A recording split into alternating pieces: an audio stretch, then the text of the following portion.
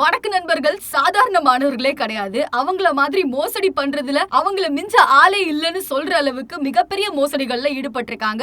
Police station, போலி court, போலி tollgate. ஆனா இன்னொருத்தர் இங்க பாத்தீங்கன்னா ஒரு படி மேல போய் உலக வரலாற்றில் முதன்முறையாக அப்படின்ற மாதிரி உலக வரைபடத்திலே இல்லாத நாடுகளுக்கு போலி எம்பசியை நடத்தி மக்களை ஏமாத்திருக்காரு. காஜியாபாத்தை சேர்ந்த ஹர்ஷவர்தன் ஜெயின் அப்படின்றவர் தான் இந்த போலி எம்பசியை நடத்திருக்காரு. இந்த ஹர்ஷவர்தன் என்ன பண்ணிருக்காரு அப்படின்னு பாத்தீங்கன்னா, காசியாபாத்ல கவிநகர் அப்படின்ற ஒரு பிளேஸ்ல ஒரு வீட்டை வாடகை எடுத்து அந்த வீட்டை போலி எம்பசியா மாத்திருக்காரு. ரீசெண்டா உத்தரப்பிரதேசத்தை சேர்ந்த போலீஸ் அவரை ரீச் பண்ணிருக்காங்க. அவர்கிட்ட இருந்து பல விஷயங்களை கண்டுபிடிச்சிருக்காங்க. இந்த எம்பசி மூலமா மேற்கு ஆர்டிகா, சப்போர்கா, போல்வியா, லொடோனியா அப்படின்றது மட்டும் இல்லாம சில நாடுகளோட தூதர்னு இவரு அறிமுகப்படுத்திக்கிட்டு மக்களை ரீச் பண்ணிருக்காரு.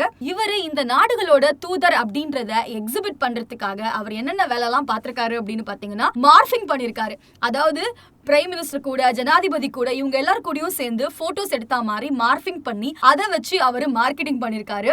குறிப்பா இவர் என்னெல்லாம் பண்ணிருக்காருன்னா, வெளிநாட்டுல வேலை வாங்கி தரேன்னு சொல்லி நிறைய பேருக்கு வாக்குறுதி கொடுத்து அவங்கள நம்ப வச்சிருக்காரு.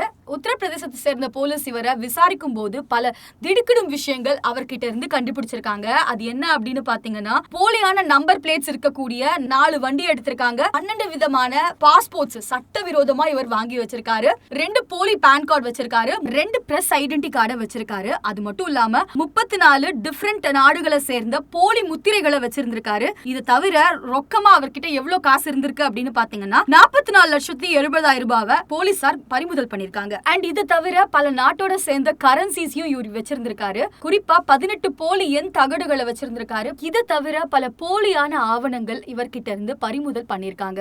இவர் வச்சிருந்தது எல்லாமே பாத்தீங்கன்னா நிறைய போலியான பாஸ்போர்ட்ஸை அதிகமா வச்சிருந்திருக்காரு. போலியான விஷயங்களை தைரியமா பண்ணிருக்க ஹர்ஷவர்தன் மேல முன்னாடி ஏதாச்சும் கேஸ் இருக்கா அப்படின்னு அலசி ஆராய்ஞ்சு பார்க்கும்போது 2011ஆவது வருஷம் இவரை கைது பண்ணிருக்காங்க. எதுக்காக கைது பண்ணிருக்காங்க அப்படின்னு பாத்தீங்கன்னா, சேட்டலைட் மூலமா யூஸ் பண்ணக்கூடிய போனை இவர் வச்சிருந்திருக்காரு. இது ஒரு சட்ட ரீதியா அஃபென்ஸ் அப்படின்றதுனால ஹர்ஷவர்தன் ஜெயின் மேல போலி ஆவணங்களை வச்சிருந்ததுக்காகவும் தயாரிச்சதுக்காகவும் மோசடி செஞ்சதுக்காகவும் பல பிரிவுகளின் கீழே சட்ட ரீதியா நடவடிக்கை எடுக்கப்பட்டு வருது. வடக்கு நண்பர்கள் ரொம்பவே டேஞ்சரஸ் ஆனவங்கன்னு தெரியும். ஆனா இந்த அளவுக்கு போவாங்களா அப்படின்றது ஒரு மிகப்பெரிய கேள்வியை எழுப்பியிருக்கு. சோ இந்த விஷயத்தை பத்தி நீங்க என்ன நினைக்கிறீங்க அப்படின்றத மறக்காம கமெண்ட்ல சொல்லுங்க.